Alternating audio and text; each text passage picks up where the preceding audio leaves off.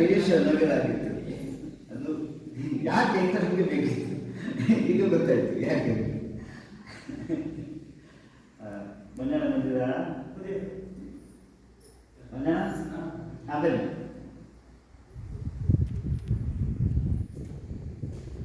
ಇವರು ಇನ್ನೊಬ್ಬರು ನಮ್ಮೊಬ್ಬರ ವಿಶೇಷ ಪ್ರೀತಿಗೆ ಪಾತ್ರರಾಗಿರ್ತಾರೆ. ಮಾತಾಡ್ತೀವಿ.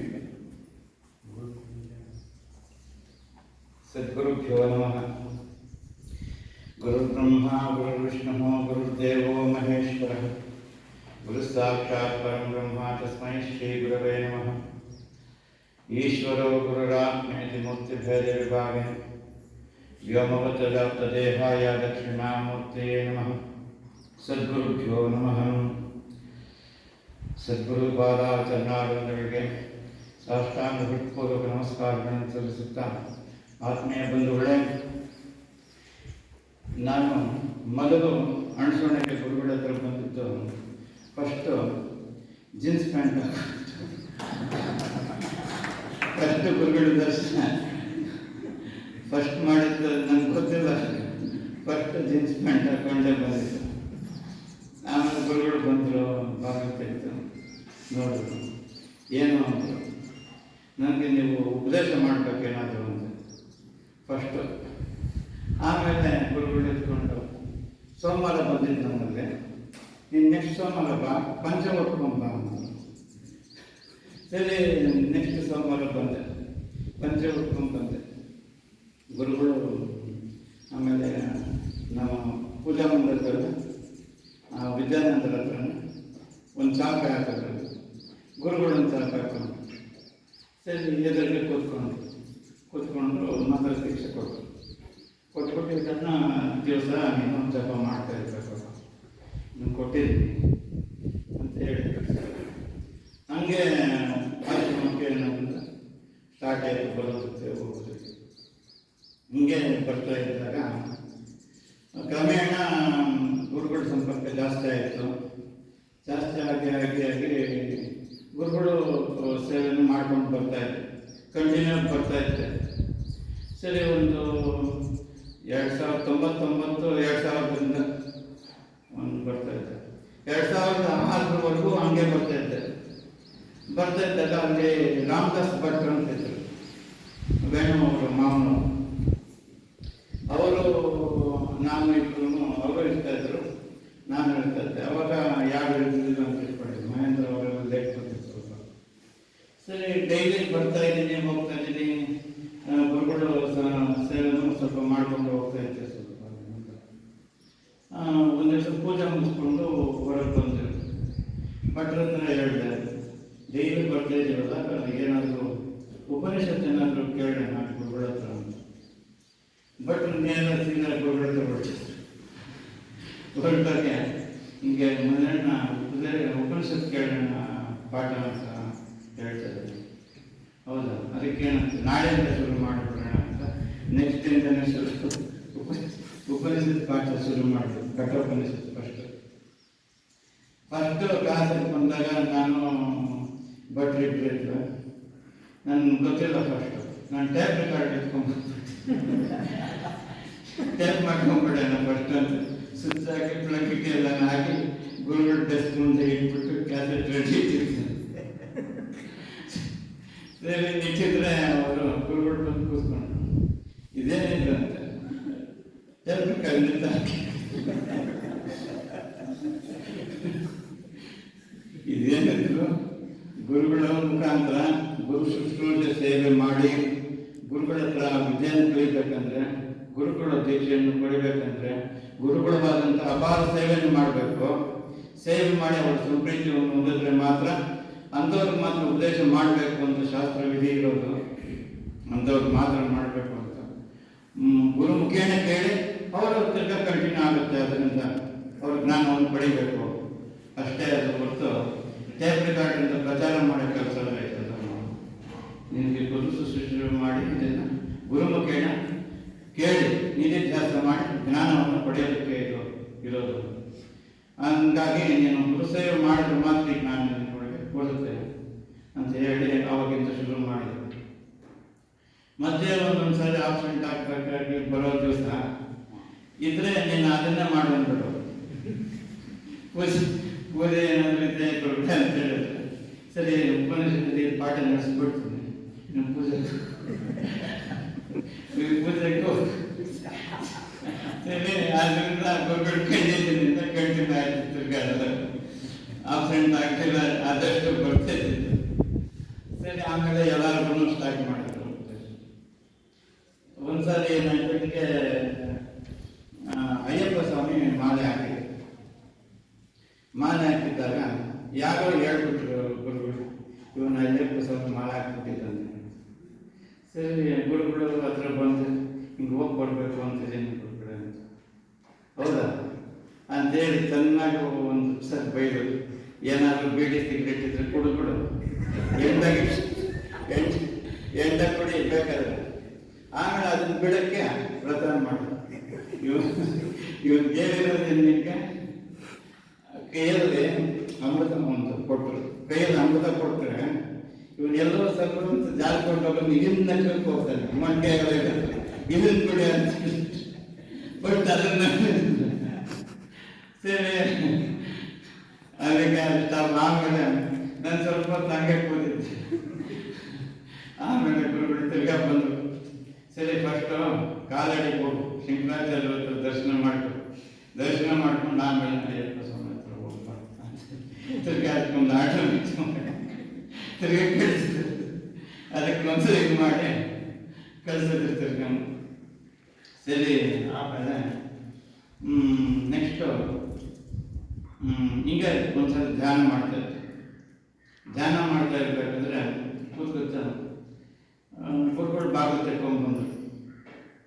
ನೀನು ಏನು ಧ್ಯಾನವನ್ನು ಮಾಡ್ತಾ ಇರೋದು, ಯಾವುದನ್ನು ಧ್ಯಾನ ಮಾಡ್ತೀನಿ ನೀನು ಗುರುಗಳನ್ನ ಧ್ಯಾನ ಮಾಡೋದು ಅಂದರೆ ಅದಲ್ಲ, ನಿನ್ನ ಗುರು ಅಂದರೆ ಯಾರು ಅಂತ ಅಂದ್ಕೊಂಡಿದ್ಯಾ?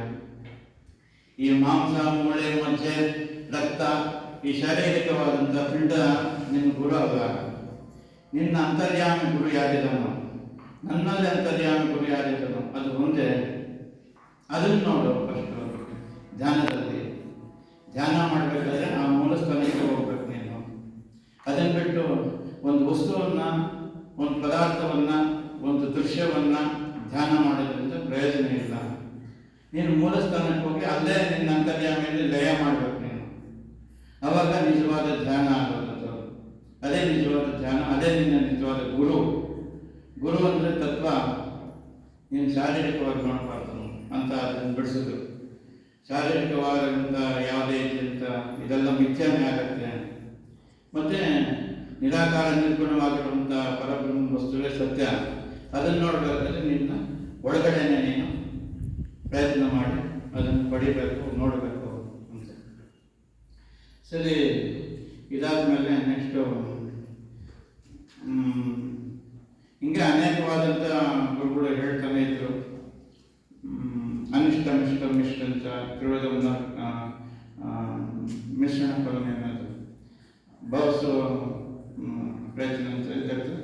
ಸನ್ಯಾಸಿ ನಾಮ ಕ್ವಚಿತ್ ಅಂತ ಬರುತ್ತೆ ಶ್ಲೋಕ. ಅನಿಷ್ಟ ಮಿಷ್ಟ ಮಿಷ್ಟಂತ ವಿವಿಧ ಕರ್ಮಣ ಫಲ ಭವತ್ಯ ತ್ಯಾಗಿನಾಮ ಪ್ರಯತ್ನ ಮತ್ತು ಸನ್ಯಾಸಿ ನಾಮ ಕ್ವಚಿತ್. ಇದು ಸನ್ಯಾಸಿಗಳಿಗೆ ಈ ಮೂರು ಅವಸ್ಥೆಯನ್ನು ಅವ್ರಿಗೆ ಏನಾಗಲ್ಲ, ಅದು ಅದನ್ನು ದಾಟಿ ಹೋಗ್ತಾರೆ. ಅದೇ ಕರ್ಮಫಲ ಇರುತ್ತೆ. ಅವ್ರ ಜ್ಞಾನವನ್ನು ಪಡೆಯಲಿಲ್ಲ ಅಂದರೂ ಕೂಡ ನೆಕ್ಸ್ಟ್ ಜನ್ಮಕ್ಕೆ ಅದನ್ನು ಕ್ಲಿಯರ್ ಆಗುತ್ತೆ ಅವ್ರಿಗೆ. ಇಷ್ಟಫಲ, ಅನಿಷ್ಟ ಫಲ, ಮಿಶ್ರ ಫಲ. ಇಷ್ಟಫಲ ಪುಣ್ಯವನ್ನು ಮಾಡಿದಾಗ ಅವರು ಪುಣ್ಯ ಲೋಕಗಳನ್ನು ಸಂಪಾದನೆ ಮಾಡ್ತಾರೆ. ಅನಿಷ್ಟ ಫಲದಿಂದ ನೀಚೆಯನ್ನು ಬೆಳೆದು ಹೋಗ್ತಾರೆ. ಮಿಶ್ರ ಫಲದಿಂದ ತಿರ್ಗಾ ಮನುಷ್ಯ ಜನ್ಮವನ್ನು ಹೊಂದಿಸ್ತಾರೆ. ಮತ್ತು ಈ ಕರ್ಮಾನುಸಾರ ಇದನ್ನು ಅನುಭವಿಸ್ತಾರೆ. ತಿರ್ಗಾ ಬರ್ತಾರೆ, ಹೋಗ್ತಾರೆ, ಜನ್ಮವನ್ನು ಚಕ್ರಾದಿಗಳು ಸಿಕ್ಕಾಕೋತಾರೆ, ಹೋಗ್ತಾರೆ. ಇದಂತೂ ಹೇಳಿದ್ರು ಇದನ್ನು ಪಾಲನೆ ಮಾಡುವಂಥ. ಮತ್ತೆ ಒಂದು ಸಾರಿ ಒಂದು ಗುರುಗಳು ಪೂಜೆ ಮಾಡ್ತಾ ಇದ್ರು. ನಾನು ಯಾವುದೋ ಒಂದು ಇದು ಗುರುಗಳು ಯಾವುದೋ ಒಂದು ಇದ್ದಿತ್ತು, ಮ್ಯಾಗ್ಝಿನ್ ಒಂದು ಇತ್ತು. ಅದರಲ್ಲಿ ಗುರುಗಳ ಬಗ್ಗೆ ವಿಶೇಷವಾಗಿ ಒಂದು ಲೇಖನ ಇತ್ತು. ಅದನ್ನು ಓದ್ತಾ ಆಮೇಲೆ ಗುರುಗಳ ಬಗ್ಗೆ ತೀವ್ರವಾದಂಥ ಇದು, ಏನಪ್ಪ ನಿಮ್ಗೆ ಇಷ್ಟು ದಿವಸ ನಾವು ಹಿಂಗೆ ನಮ್ಮ ತಲೆನೇ ಹಾಕ್ಕೊಂಡ್ಬಿಟ್ಟೆ, ನಮ್ಮ ಜೊತೆಗೆ ಮಾಮೂಲಾಗಿ ಹಾಕ್ಕೊಂಡ್ಬಿಡ್ತೀವಿ ಗುರುಗಳ ಜೊತೆ ಅಂತ ಇತ್ತು. ಸರಿ, ಪೂಜೆ ಆದಮೇಲೆ ಗುರುಗಳ ಪಾದ ಇಟ್ಕೊಂಡ್ಬಿಡ್ತಾರೆ.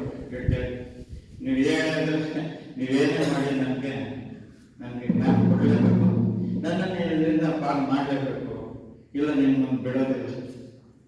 ಸರಿ, ಜೋರಾಗಿ ಹತ್ಕೊಂಡಿದ್ದೆ. ಗುರುಗಳಿಗೂ ಗಡಗಡ ಅಂತ ಹಾಡು. ಸರಿ, ಒಳಗಡೆ ಹೋದ್ರು ಗುರುಗಳು, ಬರ್ತೀನಿ ಅಂತ ಹೋಗಿದ್ದೆ. ಸರಿ, ಒಂದು ಕಾಷಾಯ ವಸ್ತ್ರ ಕೊಟ್ಟರು, ತಗೊಂಡ್ಬಂದಿದ್ದೆ. ನೋಡಿ, ಇದನ್ನು 4 ವರ್ಷ ಉಪಯೋಗಿಸಿದ್ದೀನಿ. ಇದನ್ನು ಇಟ್ಕೊಂಡಿರು. ಯಸ್ಯ ದೇವೇ ಪರಾಭಕ್ತ ಯಥಾ ದೇವೇ ತಥಾ ಗುರು ತಸ್ಯ ಇತೇಕೆ ತಥಾ ಕೀರ್ತೆ ಪ್ರಕಾಶಂತೆ ಮಹಾತ್ಮನಃ. ಈ ದೇವರಲ್ಲಿ ಮತ್ತು ನಿನ್ನ ಗುರುವಿನಲ್ಲಿ ಯಾವುದೇ ವಿಧವಾದ ಭೇದವನ್ನು ಮಾಡದೆ ಅನನ್ಯ ಭಕ್ತಿ ಕಡೆಯವರೆಗೂ ನಿನಗೆ ಗುರು ಭಕ್ತಿ ಇದ್ದರೆ ಇದೇ ಇದು ಸಂಯಮವನ್ನು ಪಾಲನೆ ಮಾಡಿ ನೀನು ಗುರುವಿನಲ್ಲಿ ಭಕ್ತಿಯಿಂದ ಇಟ್ಕೊಂಡಿದ್ರೆ ನಿನಗೆ ಮೋಕ್ಷ ಸಿಗತ್ತೆ ಅಂತೇಳಿ ವಸ್ತ್ರವನ್ನು ಕೊಟ್ಟು ಇದನ್ನು ಇಟ್ಕೊಂಡಿರೋನು ಕೊಟ್ಬಿಟ್ಟು. ಸರಿ, ಅದನ್ನು ಇಟ್ಕೊಂಡು ಮನೆಯಲ್ಲೇ ಇಟ್ಕೊಂಡಿದ್ದೆ. ಆ ಜ್ಞಾನ ಬಂದಾಗ ನೋಡ್ಕೊಂಡ, ನಾವು ಹೇಳಕ್ಕೆ ಬಂದಾಗ ನೋಡೋಣ. ಗುರುಗಳು ಯಾವ ಪ್ರಯತ್ನ ಪಟ್ಟಾಗ ಆಗತ್ತೆ. ಇಷ್ಟೇ sir, Sadhguru.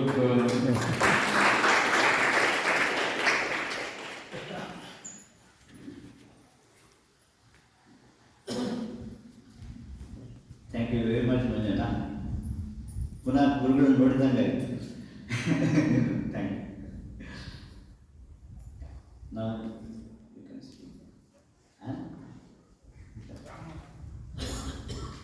Now I request Sri Vinod Balaji to speak a few words about our meeting.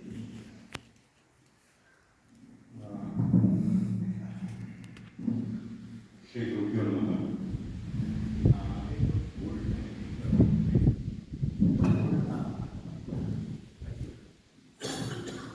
I think Ajit Kamal ji has a lot of sense of humor. To ask me to speak, I don't have jnana, I don't have yogyata to come stand here and speak to all of you. I wanted to use this opportunity to express my kritanyata to Gurudev and to express my gratitude to all of you. For me, Gurudev is my Mataji, my Pitaji, my Bandhu, my Sakha, my Yamadharma Raj. Everything for me is Gurudev. I came to Gurudev in the year 2013, and within a year of my coming, he left his body. So just like how a 1-year-old, when he loses his mother, father, he doesn't realize what he loses, right? I did not realize what I lost. And just like how for a 1-year-old, if he loses his mother's father, the brothers and sisters look after him. Just like that, for me, all of you have looked after me in lots of ways. I'd like to just quote 1 or 2 examples, maybe one example. The first time I came to ashram in 2013, Chandrapa, I saw Chandrapa in the ashram, and Gurudev was walking from the Dhanamandira towards this kutir. And Chandrapa was watering the plant. The moment Gurudev came out of Dhanamandira, immediately Sashtanga, all 6 limbs, he fell down on his feet, just like there, wherever he was standing, just like that, he fell on his feet. And there was water, there was mud, he did not care for anything. And that incident, I did not understand even then what I was witnessing. But very much later, I realized that this is Guru Bhakti. Right? And like that, there are so many countless examples where all of you, in very, very small ways, have guided me in my sadhana. And for me, Gurudev speaks to me through all of you. And ಇದು ನಿಜವಾದ ಸತ್ಯ. Thank you so much. I don't know.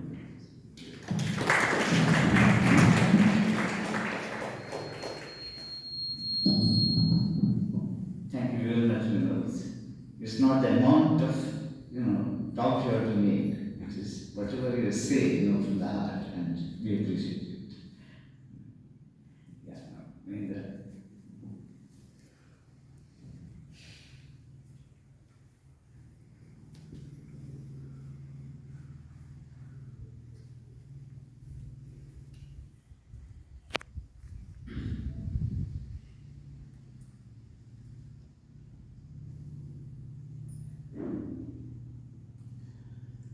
ಯಸ್ಯಾಂಕರ್ಣಾದಿಮಧ್ಯಂ ನ ಹಿ ಕರಚರಣಂ ನಾಮ ಗೋತ್ರಂ ನ ಸೂತ್ರಂ no ಜಾತಿರ್ನೈವ ವರ್ಣಾನ್ ನ ಭವತಿ ಪುರುಷ ನಾನ ಪುಂಸಂ ನ ಚ ಸ್ತ್ರೀ ನಾಕಾರಂ ನ ವಿಕಾರಂ ನ ಹಿ ಜನ್ಮರಣಂ ನಾಸ್ತಿ ಪುಣ್ಯಂ ನ ಪಾಪಂ ನೋ ತತ್ವಂ ತತ್ವಮೇಕಂ ಸಹಜ ಸಮರಸಂ ಸದ್ಗುರುಂ ತಂ ನಮಾಮಿ.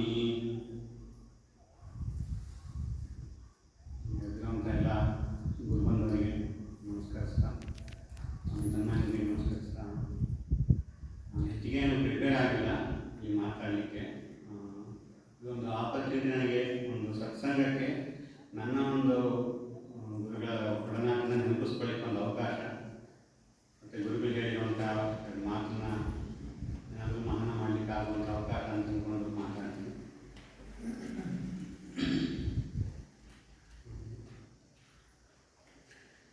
ನಾನು ಇಂಜಿನಿಯರಿಂಗ್ ಓದ್ತಾ ಇದ್ದಾಗ ನನಗೆ ವೇದಾಂತದಲ್ಲಿ ಆಸಕ್ತಿ ಇತ್ತು.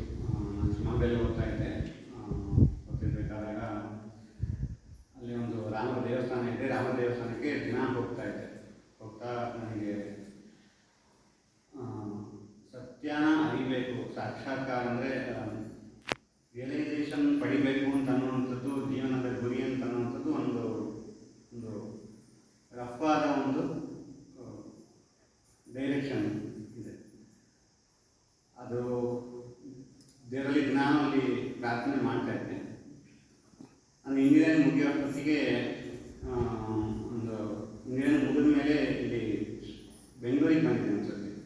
ಆಗ ಶೃಂಗೇರಿ ಗುರುಗಳು ಬೆಂಗಳೂರಿಗೆ ಬಂದಿದ್ದರು. ಶೃಂಗೇರಿ ಗುರುಗಳು ಬೆಂಗಳೂರಿಗೆ ಬಂದಿದ್ದರು. ಅವರ ದರ್ಶನಕ್ಕೆ ಅಂತ ಬೆಂಗಳೂರಿನ ಶಂಕರ ಮಠಕ್ಕೆ ಹೋಗಿದ್ದಾಗ ಅಲ್ಲಿ ಪುಸ್ತಕಗಳನ್ನೇ ಇಟ್ಟಿತ್ತು ಸೇಲ್ ಮಾಡಲಿಕ್ಕೆ ಅಂತ. ಅಲ್ಲಿ ವಿಜ್ಞಾನ ಸತ್ಯಾನ್ವೇಷಣೆ ಇತ್ತು, ಮತ್ತು ಪರಮ ಸತ್ಯ ಅಂತ ಹೇಳಿ ಏನು ಅಲ್ಟಿಮೇಟ್ ಟ್ರೂತ್ ಅನ್ನೋ ಸಣ್ಣ ಪುಸ್ತಕ ಇದೆ, ಅದು ಇತ್ತು. ಅದೆರಡನ್ನೂ ನೋಡಿದೆ ನಾನು. ಫಸ್ಟು ಇದು 200 ರೂಪಾಯಿ ಪುಸ್ತಕ ತಗೊಳ್ಳಿಕ್ಕೆ, 150 ರೂಪಾಯಿ ಪುಸ್ತಕ ತಗೊಳ್ಳಿಕ್ಕೆ ಒಂದ್ಸತಿ ಯೋಚನೆ ಆಗೋದಲ್ಲ. ಸಣ್ಣ ಪುಸ್ತಕ ನೋಡಿದೆ, 10 ರೂಪಾಯಿ ಅಂತ ನೋಡಿ ಸ್ವಲ್ಪ ಚೆನ್ನಾಗಿದೆ ಅಂತ ಅನ್ನಿಸ್ತು. 2 ಪುಸ್ತಕನೂ ಕೊಂಡ್ಕೊಂಡೆ. ವಿಜ್ಞಾನ ಸತ್ಯಾನ್ವೇಷಣೆ ಮತ್ತು ಪರಮ ಸತ್ಯ ಪುಸ್ತಕ ಕೊಂಡ್ಕೊಂಡು ಓದಿದಾಗ ತುಂಬ ಚೆನ್ನಾಗಿ ಅನ್ನಿಸ್ತು. ಗುರುಗಳ ಪರಮ ಸತ್ಯದಲ್ಲಿ ಅವರು ಏನು ಕ್ವಶನ್ ಆನ್ಸರ್ ಏನಿದೆ ಅದನ್ನು ಕೆಲವು ಸೆಲೆಕ್ಟಿವ್ ಆಗಿ ಏನು ಬರೆದಿದ್ದಾರೆ, ಅದು ತುಂಬ ಇಂಪ್ರೆಸಿವ್ ಆಗಿ, ತುಂಬ ಮನಕ್ಕೆ ತಾಕವಾಗಿತ್ತು. ಮತ್ತು ಆಮೇಲೆ ನಂತರದ ವಿಜ್ಞಾನ ಸತ್ಯಾನ್ವೇಷಣೆ ಅಂತೂ ಒಂಥರ ಅವರು ಹೇಳಿದಾಗೆ ಅದು ಒಂದ್ಸತಿ ಕೂತ್ಕೊಂಡ್ರೆ ಮತ್ತು ನಾವು ಒಂದು ಕಂಟಿನ್ಯೂಸ್ ಆಗಿ ಓದಿ ಮುಗಿಸೋವರೆಗೂ ಸಮಾಧಾನ ಆಗೋದಿಲ್ಲ ಅನ್ನುವಂಥ ಒಂದು ನರೇಷನ್. ಪರಕೆಯವರು ಕೂಡ ತುಂಬ ಚೆನ್ನಾಗಿ ಕನ್ನಡದಲ್ಲೂ ನರೇಷನ್ ಮಾಡ್ತಾರೆ. ಅದನ್ನು ಓದಿದ ಮೇಲೆ ಗುರುಗಳು ಬೇಕು ಅಂತ ಅನ್ನುವಂಥದ್ದು ತುಂಬ ತೀವ್ರತೆ ಇತ್ತು. ಇದನ್ನು ಪಡೆಯೋ ದಾರಿ ಕೂಡ ಉಪನಿಷತ್ತಿನ ಅಧ್ಯಯನ ಮತ್ತು ಉಪನಿಷತ್ತನ್ನು ಅಧ್ಯಯನ ಮಾಡೋದ್ರಿಂದಲೇ ಇದನ್ನು ಪಡಿಬೇಕು ಅಂತ ಅನ್ನುವಂಥದ್ದು ಒಂದು ಜ್ಞಾನದ ಮಾರ್ಗ ಏನಿದೆ, ಆ ಮಾರ್ಗನ ಪಡೀಲಿಕ್ಕೆ ಗುರುಗಳ ಹತ್ರ ಹೋಗಬೇಕು, ಗುರುಗಳು ಬೇಕು ಅಂತ ಅನ್ನುವಂಥದ್ದೊಂದು ಕ್ಲಾರಿಟಿ ಅಂದರೆ ಒಂದು ಆ ಡೈರೆಕ್ಷನ್ ಕೂಡ ಬಂದಿತ್ತು. ಗುರುಗಳು ಸಿಗಲಿ ಅಂತೇಳಿ ತುಂಬ ತೀವ್ರವಾದ ಪ್ರಾರ್ಥನೆ ಕೂಡ ಇತ್ತು. ಗುರುಗಳು ಬೇಕು ನನಗೆ, ಗುರುಗಳ ಹತ್ರ ಹೋಗಿ ಅಧ್ಯಯನ ಮಾಡಬೇಕು ಅಂತ. ಹಾಗೆ ಇಂಜಿನಿಯರಿಂಗ್ ಮುಗಿಸ್ಕೊಂಡು ಬೆಂಗಳೂರಿಗೆ ಬಂದಿದ್ದೆ. ನಾನು ಇನ್ನೂ ಕೆಲಸ ಸಿಕ್ಕಿಲ್ಲ, ಕೆಲಸ ಬಿಟ್ಕೋಣ ಅಂತೇಳಿ ಬೆಂಗಳೂರಿಗೆ ಬಂದಿದ್ದೆ. ಆಮೇಲೆ ಇಲ್ಲಿ ಗುರುಗಳು ನೋಡೋಣ ಅಂತೇಳಿ ನಮ್ಮ ಪೇರೆಂಟ್ಸ್ ಹತ್ರ ಬಂದಿದ್ದೇನೆ. ನಾನು ಆಗ ಜೀನ್ಸ್ ಪ್ಯಾಂಟ್, ಫಸ್ಟ್ ಟೈಮ್ ಬಂದಾಗ ಜೀನ್ಸ್ ಪ್ಯಾಂಟ್ ಹಾಕೊಂಡೇ ಬಂದಿದ್ದೀನಿ ನಾನು. ಆದರೆ ಗುರುಗಳು ಏನು ಹೇಳಿಲ್ಲ, ಸ್ವಲ್ಪ ಓಕೆನೋ ಅಕ್ಸೆಪ್ಟ್ ಮಾಡ್ತಾರೆ ಅಂತ ತಿಳ್ಕೊಂಡು ಒಳಗಡೆ ಬಂದುಬಿಟ್ಟೆ. ಬಂದು ಗುರುಗಳು ಏನು ಹೇಳಿಲ್ಲ. ಗುರುಗಳು ನಮಸ್ಕಾರ ಮಾಡಿಕೊಂಡು ಹೀಗೆ ಆಸಕ್ತಿ ಇದೆ ಗುರುಗಳೇ ಅಂತೆಲ್ಲ ಹೇಳಿದೆ. ಆಮೇಲೆ ಮುಖ್ಯವಾಗಿ ವಿಜ್ಞಾನ ಸತ್ಯಾನ್ವೇಷಣೆಯಲ್ಲಿ ಏನು ಅವರಿಗೆ ಸಾಕ್ಷಾತ್ಕಾರದ ಏನು ಆಗ್ತಿದೆ ಅದರಲ್ಲಿ ಅದು ತುಂಬ ಮನಸ್ಸಿಗೆ ನಾಟಿತ್ತು. ಅವಸ್ಥಾತ್ರಯ ವಿಚಾರಗಳ ಏನು ಅವಸ್ಥಾತ್ರಯ ವಿಚಾರ ಏನಿದೆ ಅದು ತುಂಬ ಮನಸ್ಸಿಗೆ ನಾಟಿತ್ತು. ಅದನ್ನು ಗುರುಗಳ ಹತ್ರ ಹೇಳಿ ನನಗೆ ತುಂಬ ಹಿಡಿತಿದೆ, ಅಂದರೆ ತುಂಬ ಇದು ಮನಸ್ಸಿಗೆ ನಾಟಿದೆ ಅಂತ ಹೇಳಿದೆ. ಆಯಿತು, ಇನ್ನೊಂದ್ಸತಿ ಒಬ್ಬನೇ ಬಾ ಅಂತ ಹೇಳಿದ್ರು. ನಮ್ಮ ಪೇರೆಂಟ್ಸ್ ಎಲ್ಲ ಬಂದಿದ್ರು. ಸರಿ, ನಾನು ಆಮೇಲೆ ಇನ್ನೊಂದ್ಸತಿ ಒಬ್ಬನೇ ಬಂದು ಗುರುಗಳಿಗೆ ನಮಸ್ಕಾರ ಮಾಡಿ ಆಮೇಲೆ ಹೀಗೆಲ್ಲ ಓದಿದೆ, ಸ್ವಲ್ಪ ಅದೆಲ್ಲ ಚೆನ್ನಾಗಿತ್ತು ಅಂತೆಲ್ಲ ಹೇಳಿದೆ. ಆಮೇಲೆ ನನಗೆ ಇಲ್ಲಿಗೆ ಬಂದು ಗುರುಗಳ ಹತ್ರ ಮಾತಾಡೋದು ಕೂಡ ನಾನು ಏನೂ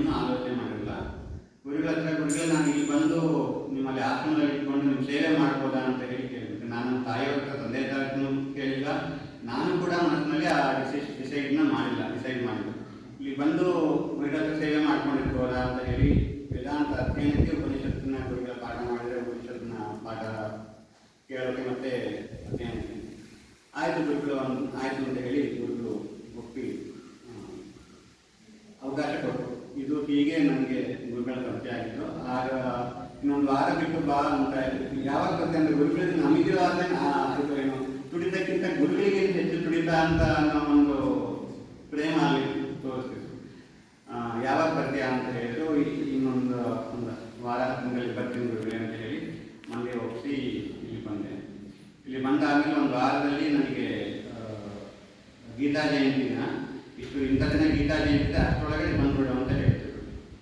ಅಷ್ಟರೊಳಗಡೆ ಬರಲಿಕ್ಕೆ ಅಂತ ಹೇಳಿ ಅಂದ್ಕೊಂಡಿದ್ದು ಗುರುಗಳು ಅವತ್ತಿನ ದಿನವೇ ನನಗೆ ಉಪದೇಶ ಮಾಡಬೇಕು ಅಂತನೋ ನಾನು ಉಪದೇಶ ಮಾಡಬೇಕು ಅಂತನೋ ಗುರುಗಳ ಮನಸ್ಸಿನಲ್ಲಿದ್ದೇನೋ ಒಂದು 4 ದಿನ ಮುಂಚೆ ಬಂದೆ. ಗುರುಗಳು ಗೀತಾ ಜಯಂತಿ ದಿನ ಉಪದೇಶ ಮಾಡಿ ನಮ್ಮನ್ನು ಅವರ ದಾರಿನಲ್ಲಿ ನಮಗೆ ಒಂದು ಹೋಗಲಿಕ್ಕೆ ಒಂದು ರಸ್ತೆ ದಾರಿ ಹಾಕ್ಬಿಟ್ಟು ದಾರಿ ತೋರಿಸ್ತಾರೆ, ನಮಗೆ ಸಾಧನೆ ಮಾಡೋ ದಾರಿ ತೋರಿಸಿದ್ರು. ಉಪನಿಷತ್ತು ಪಾಠಕ್ಕೆ ನೀವು ಬಾ ಅಂತ ಹೇಳಿ ಪಾಠ ಶುರು ಮಾಡ್ತೀವಿ. ಉಪನಿಷತ್ತು ಶ್ರೀವತ್ಸವ ಹೇಳಿದಾಗೆ ವಿಷಯ ಬಿಟ್ಟು ವಿಷಯಾಂತರ ಎಲ್ಲೂ ಆಗ್ತಾ ಇಲ್ಲ. ಇದು ಎಷ್ಟೋ ಸತಿನಲ್ಲಿ ಕೆಲವು ಸತಿ ಅದು ಒಂಥರ ನಮಗೆ ವಿಷಯಾಂತರ ಇದ್ದಾಗ ರುಚಿಸುತ್ತೆ. ವಿಷಯಾಂತರ ಇದ್ದು ಮಾಡಿದಾಗ ಅದು ನಮಗೆ ಒಂಥರ ಅದು ಒಳ್ಳೆಯ ಒಂದು ಕಲರ್ಫುಲ್ ಆಗಿರುತ್ತೆ. ವಿಷಯ ಮಾತ್ರ ಇದ್ದಾಗ ನಮಗೆಲ್ಲೋ ಒಂದು ಕಡೆಯಲ್ಲಿ ಒಂದು ಇದಿರುತ್ತಲ್ಲ, ಇಲ್ಲಿ ವಿಷಯಾಂತರ ಇರ್ತಿಲ್ಲ. ಬಟ್ ಡೈರೆಕ್ಟ್ ಸ್ಟ್ರೈಟ್ ಯಾವುದೇ ಡಿವಿಯೇಷನ್ ಇಲ್ಲ. ಗುರುಗಳಿಗೆ ಆಚಾರ್ಯರ ಭಾಷಣದ ಬಗ್ಗೆ ತುಂಬ ಹೈಯೆಸ್ಟ್ ರೆಫರೆನ್ಸ್. ಅದರ ಯಾವುದೇ ಒಂದು ಸ್ವಲ್ಪ ಬೇರೆಯ ಥರದ ಒಂದು ಏನು ಎಕ್ಸ್ಪ್ಲನೇಷನ್ ಅಥವಾ ಇಂಟರ್ಪ್ರಿಟೇಷನನ್ನು ಅವರು ಚೂರು ಕೂಡ ಹೋಗ್ತಾ ಇಲ್ಲ. ಎಷ್ಟೋ ಸತಿನಲ್ಲಿ ಕೆಲವು ಕನ್ನಡದ ಕೆಲವು ಬೇರೆಯ ಇದನ್ನು ಅವರು ಹೋಗದೆ ಗೀತಾ ಪ್ರಸಿದ್ಧಕ್ಕೆ ರೆಫರ್ ಮಾಡ್ಕೊಂಡು ಇದನ್ನೇ ರೆಫರ್ ಮಾಡಿ ಹೇಳ್ತಾ ಇದ್ರು. ಗುರುಗಳು ನಮಗೆ ತುಂಬ ಪ್ರೀತಿಯಿಂದ ಮತ್ತು ಅವರ ಯಾವುದೇ ದೇಹಾರೋಗ್ಯದ ಯಾವುದೇ ಸ್ಥಿತಿ ಇದ್ರೂ ಕೂಡ ಯಾವುದನ್ನು ಗಮನಿಸದೆ ನಮಗೆ ಪಾಠ ಮಾಡ್ತಿದ್ರು. ಅವರಿಗೆ ಎಷ್ಟೋ ಸತಿನಲ್ಲಿ ಕಾಲು ನೋವಾಗಿರ್ತಿತ್ತು, ಕೂತ್ಕೊಳ್ಳಿಕ್ಕೆ ಆಗ್ತಿರಲಿಲ್ಲ. ಪೂಜೆ ಮಾಡಲಿಕ್ಕೂ ಕೂಡ ಬೆಳಿಗ್ಗೆ ಬರಲಿಕ್ಕೆ ಆಗ್ತಿರಲಿಲ್ಲ. ಆದರೆ ಅವರು ಎಂದೂ ಕೂಡ ಪಾಠನ ತಪ್ಪಿಸುವಂಥ ಇದನ್ನು ಮಾಡ್ತಿರಲಿಲ್ಲ. ಸೋಮವಾರ ಮತ್ತು ಭಾನುವಾರ ಮತ್ತು ಗುರುವಾರಗಳು ಮಾತ್ರ ಪಾಠ ಇರ್ತಿರಲಿಲ್ಲ. ಅದು ಬಿಟ್ಟು ಎಲ್ಲ ದಿನಗಳಲ್ಲೂ ಪಾಠನ ಮಾತ್ರ ಯಾವತ್ತೂ ಮಿಸ್ ಮಾಡ್ತಾ ಇರಲಿಲ್ಲ, ಸ್ಕಿಪ್ ಮಾಡ್ತಾ ಇರಲಿಲ್ಲ. ನಮಗೆ ಇಲ್ಲಿ ಮತ್ತೆ ಜೊತೆ ಗುರುಗಳ ಸೇವೆ ಮಾಡಲಿಕ್ಕೆ ಅವಕಾಶ ಮಾಡಿಕೊಟ್ಟಿದ್ರು. ನಮಗದು ನಾನು ಮತ್ತು ಗುರು ಇದ್ವಿ. ಅವಾಗ ರಾಮದಾಸ್ ಭಟ್ರು ಇದ್ದರು. ರಾಮದಾಸ್ ಭಟ್ರು ನಮಗೆ ಆಗ ಒಂದು ಸ್ವಲ್ಪ ಸಂಸ್ಕೃತದ್ದು ಬೇಸಿಕ್ ಒಂದು ಸ್ವಲ್ಪ ಹೇಳ್ಕೊಡೋಕೆ ಶುರು ಮಾಡಿದ್ರು. ಗುರುಗಳಿಗೆ ಎಲ್ಲ ರೀತಿಯಲ್ಲೂ ನಮ್ಮನ್ನು ತಯಾರು ಮಾಡಬೇಕು ಅಂತ ತುಂಬ ಪ್ರೀತಿ ಇತ್ತು. ಹೀಗೆ ಗುರುಗಳ ಪರಿಚಯ ಆಗಿತ್ತು ಮತ್ತು ಗುರುಗಳ ಮುಖಾಂತರ ಪಾಠ ಶುರುವಾಗಿತ್ತು. ಗುರುಗಳ ಅನುಗ್ರಹ ಅಂತ ಹೇಳ್ಬೇಕಂತಂದರೆ ಒಂದು ಇನ್ಸಿಡೆಂಟ್ ಹೇಳಲಿಕ್ಕೆ ಇಷ್ಟ ಆಗುತ್ತೆ. ನೆನಪರುತ್ತೆ ಒಂದು ಮುಖ್ಯವಾದ ಇನ್ಸಿಡೆಂಟು. ಭಾನುವಾರ ಜನರಲ್ಲಿ ಎಲ್ಲ ಗುರು ಭಕ್ತರು ಅವರು ರಜೆ ದಿನ ಭಾನುವಾರ ಬಂದು ಗುರುಗಳನ್ನ ನೋಡಿಕೊಂಡು ಸಂಜೆವರೆಗೂ ಇದ್ದು ಗುರುಗಳನ್ನ ದರ್ಶನ ಮಾಡಿಕೊಂಡು ಗುರುಗಳ ಹತ್ರ ಅವರ ಸಾಧನೆ ಅಥವಾ ಅವರ ವಿಷಯಗಳನ್ನ ಚರ್ಚೆ ಮಾಡಿಕೊಂಡು ಹೋಗ್ತಿದ್ರು. ಗುರುಗಳು ನಮಗೆ ಮಂತ್ರೋಪದೇಶ ಮಾಡಿದ್ರು. ಮಂತ್ರ ನಮ್ಮ ರೂಮ್ನಲ್ಲಿ ಕೂತ್ಕೊಂಡು ಜಪ ಮಾಡ್ತಾ ಇದ್ರು. ಹೊರಗಡೆನಲ್ಲಿ ನಾಗರಾಜ್ ಪತ್ರಿಕೆಯವರು ಯಾವುದೋ ವಿಷಯ ಬಂದಾಗ ಗುರುಗಳು ತುಂಬ ಅನಾರೋಗ್ಯ ಆಗಿದ್ದಾರೆ, ಇದೆಲ್ಲ ನಮಗೆ ಇಂಡಿಕೇಶನ್ನು, ನಾವು ಆದಷ್ಟು ನಾವು ತೀವ್ರತೆಯನ್ನು ನಾವು ಸಾಧನೆ ಮಾಡಿ ನಾವು ಗುರುಗಳ ಹತ್ರ ಉದ್ದೇಶ ಪಡ್ಕೋಬೇಕು. ಗುರುಗಳ ಹತ್ರ ಗುರುಗಳಿದ್ದಾಗ ಫಿಸಿಕಲ್ ಆಗಿದ್ದಾಗ ನಮಗೆ ಅದು ತುಂಬ ಮುಖ್ಯ ಅಂತ ಅನ್ನೋವಂಥದ್ದನ್ನು ಅವರು ಹೇಳಿ ತಿಳಿಸಿದ್ರು. ಅವ್ರು ಮಾತಾಡ್ತಿದ್ರು. ಆ ಡಿಸ್ಕಷನ್ ನನಗೆ ತುಂಬ ತಳಮಳ ಶುರು ಮಾಡಿಬಿಡ್ತು ಒಳಗಡೆ. ಇವಾಗ ಗುರುಗಳು ಇವಾಗ ಇಲ್ಲ ಅಂತಂದರೆ ಇವಾಗ ಹೀಗೆ ಹೇಳ್ತಿರಲ್ಲ, ನಾನು ಬಂದಿನ ಒಂದು ಸ್ವಲ್ಪ ದಿನ ಆಗಿದೆ, ನಾನು ಇನ್ನೂ ಒಂದು ಹಂತ ಇನ್ನೂ ಇವಾಗ ಸ್ಟಾರ್ಟ್ ಮಾಡ್ತಾ ಇದ್ದೀನಿ. ನಾನು ಹೇಗೆ ಮುಂದೆ ನಾನು ಮುಂದುವರ್ಸ್ಕೊಂಡು ಹೋಗೋದಕ್ಕೆ ನಾನು ಗುರುಗಳಿಲ್ಲ ಅಂತಂದರೆ ನನ್ನ ಗತಿ ಏನು ಅಂತ ನನ್ನ ತುಂಬ ಭಯ, ತುಂಬ ತಳಮಳ ಆಗ್ತಿದೆ. ಹೇಗೆ ಮುಂದುವರಿಯೋದು ಅದನ್ನು ಅವರ ಮಾತನ್ನ ನಾನು ತುಂಬ ಸೀರಿಯಸ್ ಆಗಿ ತಗೊಂಡ್ಬಿಟ್ಟೆ. ನನಗೆ ಅಲ್ಲಿ ಜಪ ಮಾಡ್ಲಿಕ್ಕೆ ಆಗ್ತಿಲ್ಲ, ಕುತ್ಕೊಳ್ಳಿಕ್ಕೆ ಆಗ್ತಿಲ್ಲ. ಅವರೆಲ್ಲ ಹೊರಟು ನಾನು ಮುಂದಲ್ಲಿ ಕುತ್ಕೊಂಡು ಮಾಡ್ತಿದ್ದೆ, ಎಲ್ಲ ಹೊರಟು ಮೇಲೆ ನಂಗೆ ಕೂತ್ಕೊಳ್ಳೋಕೆ ಆಗ್ತಿಲ್ಲ, ಜಪ ಮಾಡಿ ಕೂತ್ಕೊಳ್ಳಿಕ್ಕೆ. ಆಮೇಲೆ ಆತಂಕ ಆಗಿ ಒಂಥರ ದುಗುಡ ಆತಂಕ ಎಲ್ಲ ಆಗಿ ಗುರುಗಳ ಹತ್ರ ಬಂದು ಗುರುಗಳ ಹೊರಗಡೆ ಬಂದು ಗುರುಗಳು ಒಳಗಡೆ ಬಾಗಿಲು ಹಾಕೊಂಡು ಒಳಗಡೆ ಕೂತ್ಕೊಂಡು ಹೊರಗಡೆ ಬಂದು ಕಿಟಕಿ ಹತ್ರ ಕಣ್ಣಲ್ಲಿ ನೀರು ಬರ್ತಾ ಇದೆ, ಭಯ ಆಗ್ತಾ ಇದೆ, ಅಳ್ತಾ ಇದೆ. ನಾನು ಕಣ್ಣಲ್ಲಿ ನೀರು ಬರ್ತಾ ಇದೆ ಭಯದಲ್ಲಿ. ಗುರುಗಳು ಅವ್ರಿಗೆ ಏನು ಅನ್ನಿಸ್ತದೆ, ಗುರುಗಳಿಗೆ ಎಲ್ಲ ಗೊತ್ತಾಗ್ತಿರುತ್ತೆ. ಎಲ್ಲರೂ ಪ್ರತಿಯೊಬ್ಬ ಒಂದು ಶಿಷ್ಯನ ಅವ್ರಿಗೆ ಏನಾಗ್ತಿದೆ ಅಂತ ನಮ್ದು ಪ್ರತಿಯೊಂದು ಗೊತ್ತಾಗ್ತಿರುತ್ತೆ. ಗುರುಗಳು ತಕ್ಷಣ ಬಂದರು ಹೊರಗೆ. ಏನಾಯ್ತು, ಯಾಕೆ ಏನಾಯ್ತು, ಯಾಕೆ ಹೇಳ್ತಿದ್ದೆ, ಏನಾಯ್ತು ಅಂತ ನನಗೆ ಮಾತಾಡಲಿಕ್ಕೂ ಬರ್ತಿಲ್ಲ, ಗದ್ಗದ ಆಗ್ತಿದೆ. ಸರಿ ಬಾಗಿಲು ತೆಗೆದು ಹತ್ರ ಬಂದು ಮಾತಾಡ್ತಿದ್ರು, ಏನಾಯ್ತು ಅಂತ. ನಾನು ಗುರುಗಳು ಚರಣ ಸ್ಪರ್ಶ ಯಾವತ್ತು ಮಾಡಲಿಲ್ಲ, ಕಾಲು ನಿಂತ್ಕೊಂಡು ನಮಸ್ಕಾರ ಮಾಡಿಬಿಟ್ಟು ಅಳ್ತಾ ನಿಂತ್ಕೊಂಡ್ಬಿಟ್ಟೆ. ಗುರುಗಳೇ, ನನಗೆ ತುಂಬ ದೀನನಾಗಿ ಹೇಳ್ಕೊಟ್ಟಿದ್ದೀನಿ, ನನಗೆ ಜ್ಞಾನ ಕೊಡಿ ಅಂತ. ಸಿಗತ್ತೆ ಅಂತ ತಲೆ ಮೇಲೆ ಕೈ ಇಟ್ಟು ಆಶೀರ್ವಾದ ಮಾಡೋದು. ಅಂದರೆ ಗುರುಗಳ ಕರುಣೆ ನಮಗೆ ನಮ್ಮ ತೀವ್ರತೆ ಇದ್ದರೆ ಅದು ಗುರುಗಳಿಗೆ ಗೊತ್ತಾಗೇ ಆಗುತ್ತೆ. ಮತ್ತು ಅದು ಒಂದು ನಮ್ಮ ಪ್ರೇಯರ್ನ ಅರ್ನೆಸ್ಟ್ ಪ್ರೇಯರ್ನ ಅವರು ಕೇಳ್ತಾರೆ ಮತ್ತು ಅದಕ್ಕೆ ನಮ್ಗೆ ದಾಟಿಸ್ತಾರೆ ಅಂತ ಅನ್ನುವಂಥ ಒಂದು ಕಾನ್ಫಿಡೆನ್ಸು. ಅದು ಆ ಇನ್ಸಿಡೆಂಟ್ ನನಗೆ ತುಂಬ ಅಚ್ಚಳಿದೆ ಹೋಗುವಂಥದ್ದು. ಗುರುಗಳು ಪಾಠ ಮಾಡ್ತಿರ್ಬೇಕಾದಾಗ ಒಂದು ಉಪದೇಶಕ್ಕೆ ಸಂಬಂಧಪಟ್ಟಂತೆ ಹೇಳ್ತೀನಿ ನಾನು. ಗುರುಗಳು ಪಾಠ ಮಾಡ್ತಿರ್ಬೇಕಾದಾಗ ಕೆಲವು ಸತಿನಲ್ಲಿ ನಮಗೆ ಎಷ್ಟೋ ವಿಷಯಗಳು ನಮಗೆ ಅನಿಸುತ್ತೆ ಅರ್ಥ ಆಗಲ್ಲ ಅಂತ ಅನ್ಸುತ್ತೆ. ಇವಾಗ ಹೆಂಗೆ ನಮ್ಗೆ ಒಪ್ಲಿಕ್ಕೆ ಆಗೋದಿಲ್ಲ ಅಂತ ಅನಿಸುತ್ತೆ. ಕೆಲವು ಸತಿನಲ್ಲಿ ಸ್ವಲ್ಪ ನಮಗೆ ಅರ್ಥ ಆಗ್ತಿಲ್ಲ ಅಂತ ಅನ್ನೋಂಥದ್ದೇ ನಮಗೆ ಒಂಥರ ಮನಸ್ಸಿನಲ್ಲಿ ತುಂಬ ಉಳ್ಕೊಂಡು. ಗುರುಗಳಿಗೆ ಹಾಗೆ ಒಂದು ಸತಿನಲ್ಲಿ ನನಗೆ ನೀವು ಯಾವುದೋ ಮಾಡಿದ ಪಾಠಗಳು ನನಗೆ ಅರ್ಥ ಆಗ್ತಿಲ್ಲ ಅಂತ ಕೇಳ್ತಿರ್ಬೇಕಾದ್ರೆ ಹೇಳ್ತಾ ಇದ್ದೆ. ಅದು ಹೇಳ್ತಿದ್ದೆ, ಆಯಿತು ಸರಿ. ಆಮೇಲೆ ಗುರುಗಳಿಗೆ ಮಧ್ಯಾಹ್ನ ಸಂಜೆ ಯಾವಾಗಲೂ ಗುರುಗಳ ಕೋಣೆ ಹತ್ರ ಹೋಗಿ ಸೇವೆಗೆ ಹೋಗಿ ಬರಬೇಕಾಗಿತ್ತು. ಆಮೇಲೆ ಗುರುಗಳಲ್ಲಿ ಸೋಫಾದ ಮೇಲೆ ಕೂತ್ಕೊಂಡಿತ್ತು. ಯಾವಾಗಲೂ ಗುರುಗಳ ಹತ್ರ ಹೋಗ್ಬೇಕಾದ್ರೆ ನಮಸ್ಕಾರ ಮಾಡ್ಕೊಂಡು ಹೋಗೋದು, ಬರ್ತಾ ನಮಸ್ಕಾರ ಮಾಡ್ಕೊಂಡು ಹೊರಗಡೆ ಬರೋದು ಒಂದು ರೂಟೀನ್ ಥರ.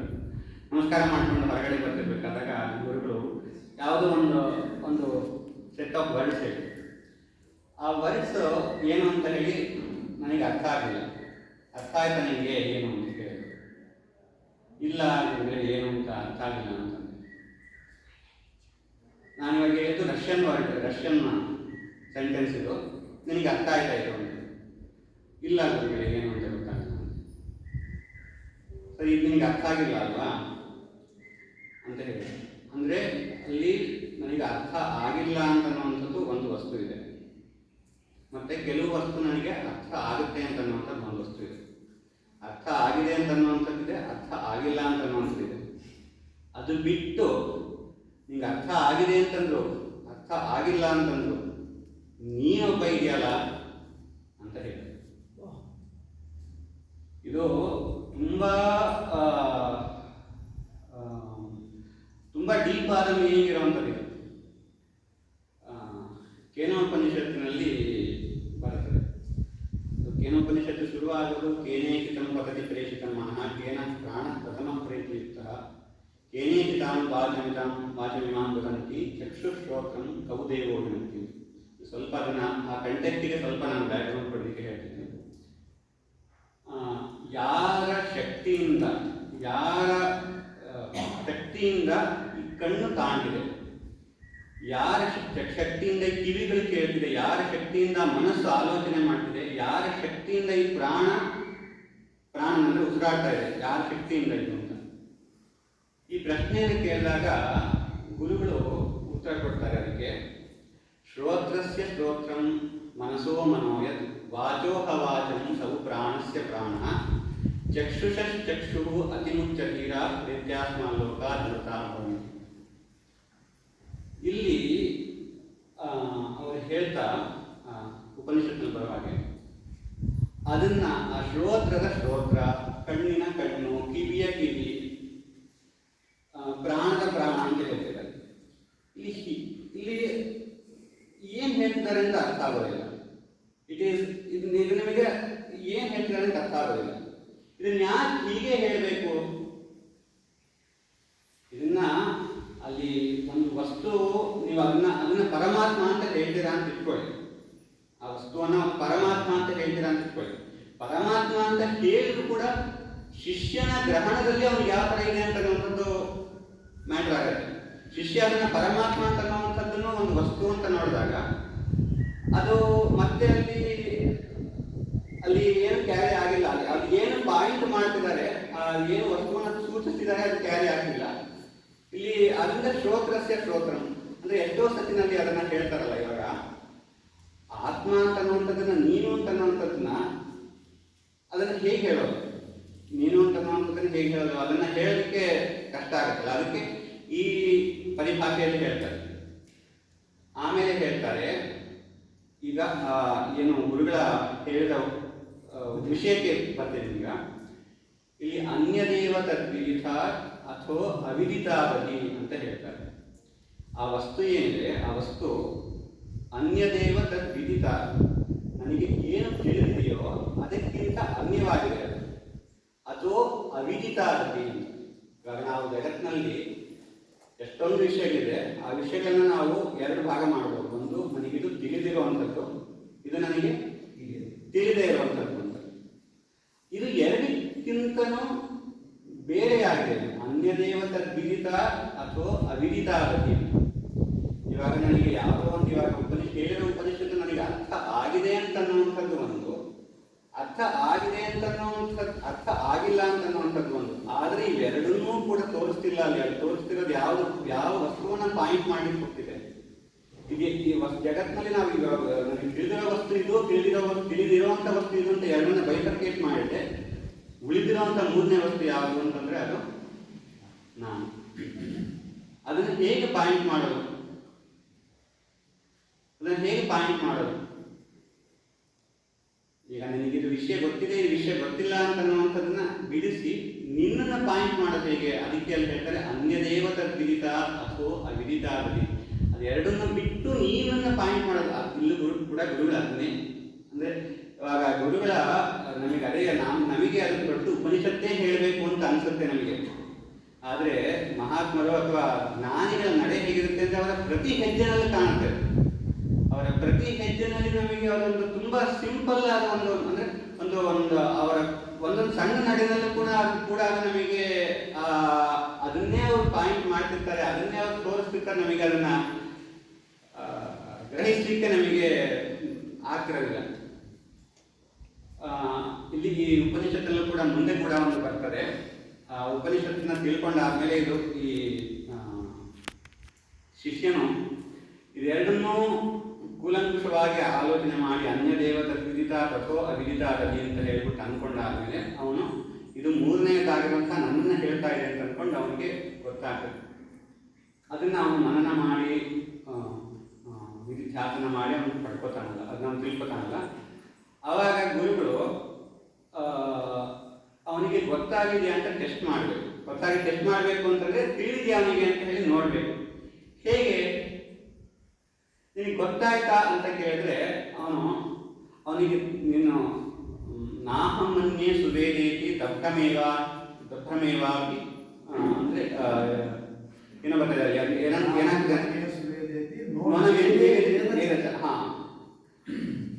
ನೀನು ನಾನು ತಿಳ್ಕೊಂಡಿದ್ದೀನಿ ಅಂತ ನೀನು ಅನ್ಕೋಬೇಡ. ಅವನಿಗೆ ಕೇಳಿದಾಗ ಪ್ರಶ್ನೆ ಕೇಳಾಗ ಅದಕ್ಕೆ ಮುಂಚೆ ಉತ್ತರ ಹೇಳೋದು ಏನಂತಂದ್ರೆ, ನೀನು ಇದನ್ನು ತಿಳ್ಕೊಂಡಿದ್ಯಾ ಅಂತಂದ್ರೆ ನೀನು ಬಿದ್ದಿದೆಯಾ ಆಗಲಿ ಅಂತ. ನಾನು ತಿಳ್ಕೊಂಡಿದ್ದೀನಿ ಅಂತ ನಾನು ಅನ್ಕೊಂಡಿದ್ದೀನಿ ಅಂದ್ರೆ, ನನಗಿದು ಹೇಳಿದ ಉಪನಿಷತ್ತು ನನಗೆ ಪಾಠ ಅರ್ಥ ಆಯ್ತು ಅಂತ ನಾನು ಅನ್ಕೊಂಡ್ರೆ ಅರ್ಥವಾಗಿಸ್ಲಿಕ್ಕೆ ಆಗಿರುವಂಥ ಒಂದು ವಿಷಯ ಅಂತ ಆಯ್ತು, ಅದನ್ನ ನಾನು ಅರ್ಥ ಮಾಡ್ಕೊಂಡೆ, ಅದು ನನ್ನಿಂದ ಬೇರೆ ಆಗಿದೆ. ಅದನ್ನ ತಿಳ್ಕೊಂಡು ಹಾಗೆ ನೀನು ಅದನ್ನ ಅರ್ಥ ಮಾಡ್ಕೊಳ್ಳೋದಲ್ಲ. ಅಂದ್ರೆ ಇಲ್ಲಿ ಆ ವಿಷಯವನ್ನು ನಾನಾಗಿ ಪಾಯಿಂಟ್ ಮಾಡಿರುವಂಥ ಒಂದು ವಸ್ತುವನ್ನು ನಾನು ಹುಡುಕ್ಬೇಕಾಗಿದೆ, ನಾನು ಅಂತ ಅನ್ನೋದನ್ನು ಹುಡುಕ್ಬೇಕಾಗಿದೆ. ಆಮೇಲೆ ಅದೇ ಇಲ್ಲಿ I want to add one point here. Same discussion I had with Swami. Being a computer engineer, so I used to all interpret everything into the computers. The same thing we were talking, exactly the same thing, the memory of memory. So computer memory is there. So you have the capability to store. That is the memory. Is all clear, right? So in that we store in one memory cell we store 5. In another memory cell we store 10.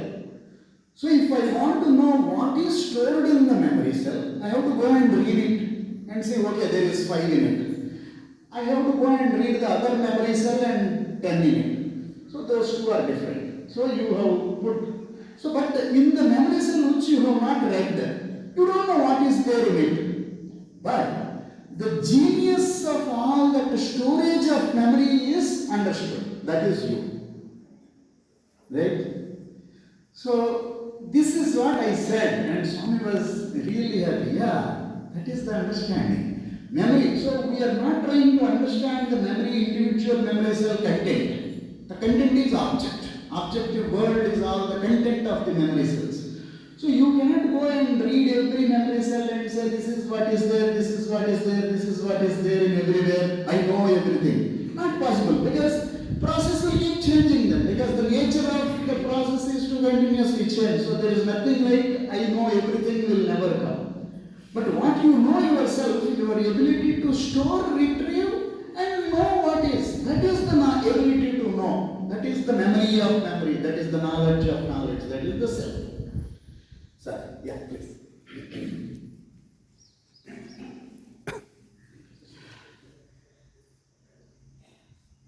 ಇಲ್ಲಿ ಅದನ್ನು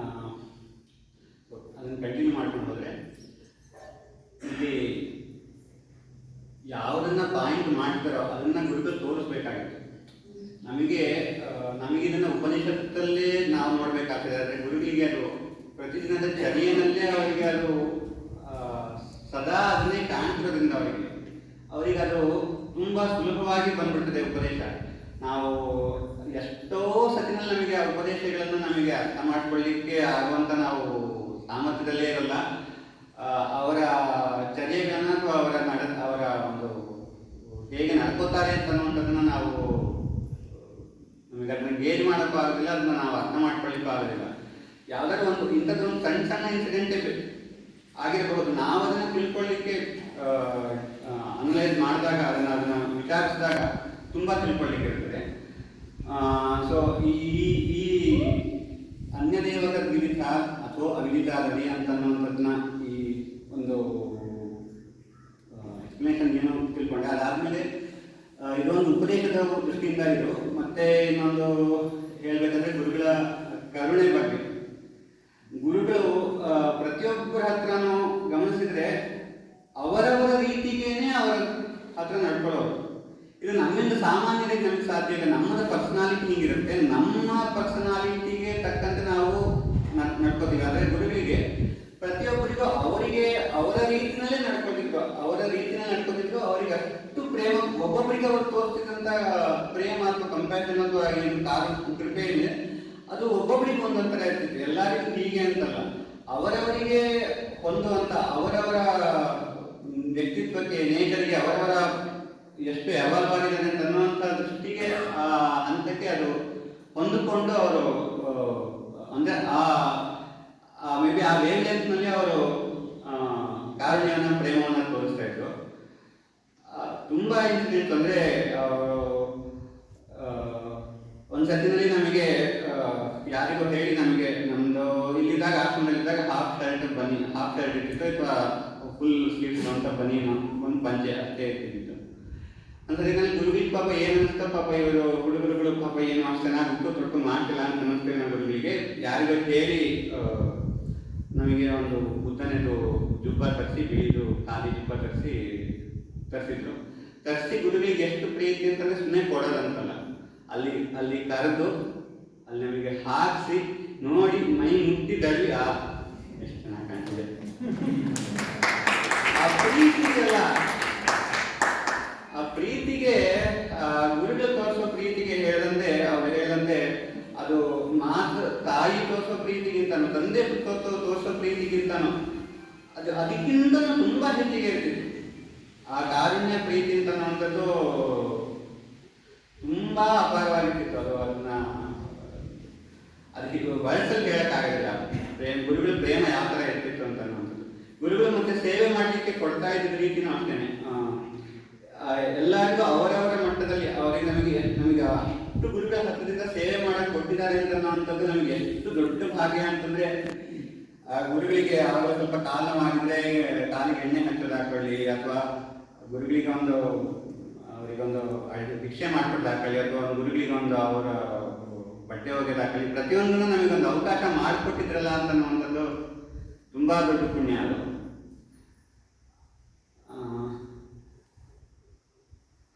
ಮತ್ತೆ ಗುರುಗಳ ವೈರಾಗ್ಯವೂ ಅಷ್ಟೇ. ಗುರುಗಳ ವೈರಾಗ್ಯದಲ್ಲಿ ನಾವು ಗುರುಗಳ ವೈರಾಗ್ಯ ತುಂಬಾ ಉನ್ನತವಾದ ಮಟ್ಟದ್ದು. ಅವರಿಗೆ ಯಾವುದರಲ್ಲೂ ಆಸಕ್ತಿ ಅಂದರೆ ಕರ್ಮ ಲೋಕದಲ್ಲಿ ಒಂದು ಆಸಕ್ತಿ ಇಲ್ಲ ಅಂತನ್ನುವಂಥದ್ದು ತುಂಬ ಕ್ಲಿಯರ್ ಆಗಿ ಗೊತ್ತಾಗ್ತಾ ಇದೆ. ಯಾರು ನಿಜವಾದ ಆಸ್ಪಿರೆಂಟ್ಸ್ ಇರ್ತಿದ್ರು, ನನಗಿದು ಬೇಕು ಅಂತ ಅವ್ರನ್ನ ಹತ್ರ ಸೇರಿಸ್ಕೊಂಡು ಅವ್ರನ್ನ ಉದ್ಧಾರ ಮಾಡೋದು ಅಂತದ್ದು ಬಿಟ್ಟರೆ ಲೋಕದ ಯಾವುದೇ ಕಾರ್ಯಗಳಿಗೂ ಯಾವುದೇ ಮನಸ್ಸು ಹೊರಗಡೆ ಹೋಗ್ಲಿಕ್ಕೆ ಬಹಿರ್ಮುಖವಾಗಲಿಕ್ಕೆ ಅವ್ರು ಯಾವ ಥರದ ಅವಕಾಶನೂ ಕೊಡ್ತಾ ಇಲ್ಲ. ಪೂರ್ಣವಾಗಿ ನಾವು ಕಂಡಾಗೇನೆ ಆಶ್ರಮದಿಂದ ಗುರುಗಳು 4 ವರ್ಷದಲ್ಲಿ 1 ಸರ್ತಿನೂ ಹೊರಗಡೆ ಹೋಗಿರ್ಬೋದು. ಆಶ್ರಮದ ಗೇಟನ್ನು ಬಿಟ್ಟು, ಅದು 1-2 ಸರ್ತಿ ಆಶ್ರಮದ ಗೇಟನ್ನು ಬಿಟ್ಟು ಹೊರಗಡೆ ಹೋಗುವಂಥದ್ದು. ಎಷ್ಟೇ ತೀವ್ರವಾದ ಅನಾರೋಗ್ಯ ಆಗುತ್ತಿದ್ರು ಕೂಡ ತಾವಾಗೇನೆ ಇಲ್ಲಿಯ ಏನೋ ಮೆಡಿಕೇಶನ್ ಇಟ್ಟಿರ್ತೋ ಅಷ್ಟರಲ್ಲೇ ಇಲ್ಲಿ ಯಾವುದೋ ಸ್ವಲ್ಪ ಮೆಡಿಸನ್ ತೆಕ್ಕೊಂಡು ಸರಿ ಮಾಡ್ಕೊಳ್ಳೋ ಹೊರತು ಅಲ್ಲಿ ಕನ್ಸಲ್ಟ್ ಮಾಡೋಣ, ಇಲ್ಲಿಗೆ ಹೋಗೋಣ, ಅದು ಎಲ್ಲ ಗುರುಗಳ ಒಂದು ಅದು ಯಾವುದೋರಿಗೆ ಅದು ಬೇಕಾಗೇ ಇರಲಿಲ್ಲ, ಅಥವಾ ಅದಷ್ಟು ಮ್ಯಾಟರೇ ಆಗಿಲ್ಲ. ಅಷ್ಟು ವೈರಾಗ್ಯ ಅವರಿಗೆ, ಅದನ್ನು ನಾವು ತುಂಬ ಕಡಿಮೆ ಕಾಣ್ತೀವಿ ಈಗಿನ ಕಾಲದ ಅಂದರೆ ಯತಿಗಳಲ್ಲಿ. ಆ ಮಟ್ಟದ ವೈರಾಗ್ಯ ಕಾಣೋಕ್ಕೆ ತುಂಬ ಕಡಿಮೆ ಸಾಧ್ಯ. ಎಲ್ಲರೂ ಅದನ್ನು ನಾನು ಅವ್ರು ಹೇಳಿದಾಗೆ ಒಂದು ಪಾಯಿಂಟ್ ಇಟ್ಟು ನಾವು ಗೊತ್ತಾಗ್ತಿರ್ತಾವೆ, ನಾವು ಹೊರಗಡೆಯವರಿಗೆ ನಾವು ಸಹಾಯ ಮಾಡಬೇಕಾ, ನಾವು ಮಹಾಯಾನ ಹತ್ರನ ಎಲ್ಲರೂ ಕರ್ಕೊಂಡು ಹೋಗ್ಬೇಕಾ, ಅಥವಾ ನಾನೊಬ್ಬನು ಹೋಗ್ಬೇಕಾ ಅಂತ ಅನ್ನೋದು. ಎಲ್ಲರೂ ಕರ್ಕೊಂಡು ಹೋಗ್ಬೇಕು ಅನ್ನೋ ದೃಷ್ಟಿನಲ್ಲಿ ನಮ್ಮ ಡೈರೆಕ್ಷನ್ ಎಲ್ಲೋ ನಾವು ಕಲ್ಕೋಬಾರ್ದು ಅಂತ ಅನ್ನೋದು. ತುಂಬ ಕೆಲವರು ಯತಿಗಳು ಮಾತ್ರ ಅಷ್ಟು ಪೂರ್ಣ ವೈರಾಗ್ಯ ಇರಲಿಕ್ಕಾಗುತ್ತೆ. ಮತ್ತು ಇಲ್ಲಿ ಆಶ್ರಮದಲ್ಲಿ ಆ ಮಟ್ಟದ ವೈರಾಗ್ಯದಲ್ಲಿರೋದು ತುಂಬ ಕಷ್ಟ ಇದೆ. ಇಲ್ಲಿ ಆಶ್ರಮದಲ್ಲಿ ಆ ಮಟ್ಟದ ವೈರಾಗ್ಯವನ್ನು ಇಟ್ಕೊಂಡು ಇರೋದು ಎಲ್ಲರಿಗೂ ಸಾಧ್ಯ ಇಲ್ಲ. ಎಷ್ಟೋ ಜನ ಬಂದು ಇಲ್ಲಿ ನಾವು ಇದ್ದು ಈ ಮಟ್ಟದ ವೈರಾಗ್ಯನ ನೋಡಿಕೊಂಡು ಹೋಗಿದೆ.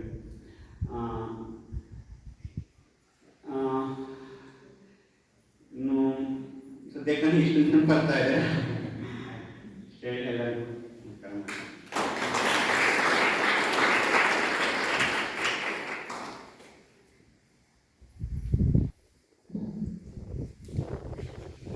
Thank you very much. You were blessed to be with Swamiji for so many years and personally serve Swamiji, and we are grateful for what you have said.